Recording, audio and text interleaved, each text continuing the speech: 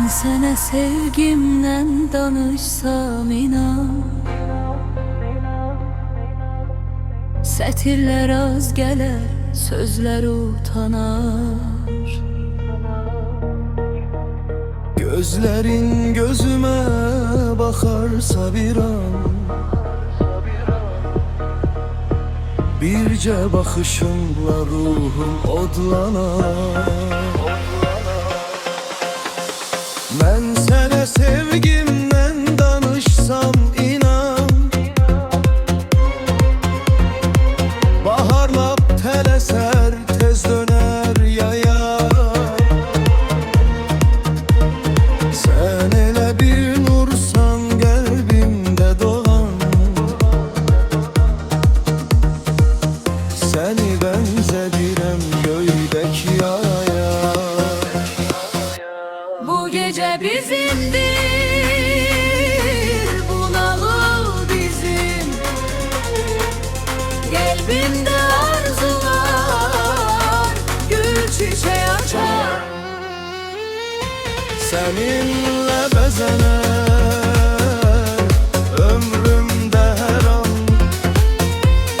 sensiz bu dünyadan zamanlar kaçar.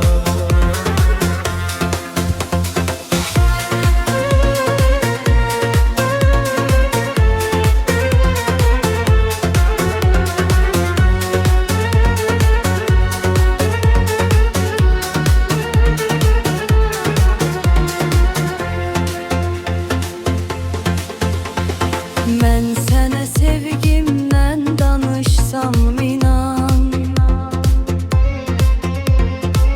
dağların başından dumanlar kaçar.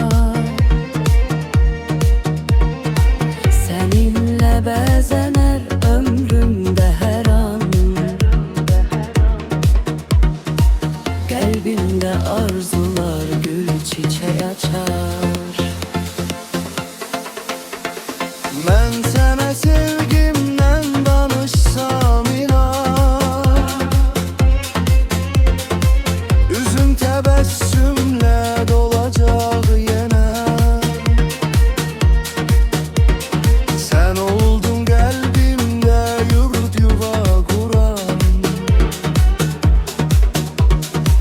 ruhumu bəxşettin ebedi sana.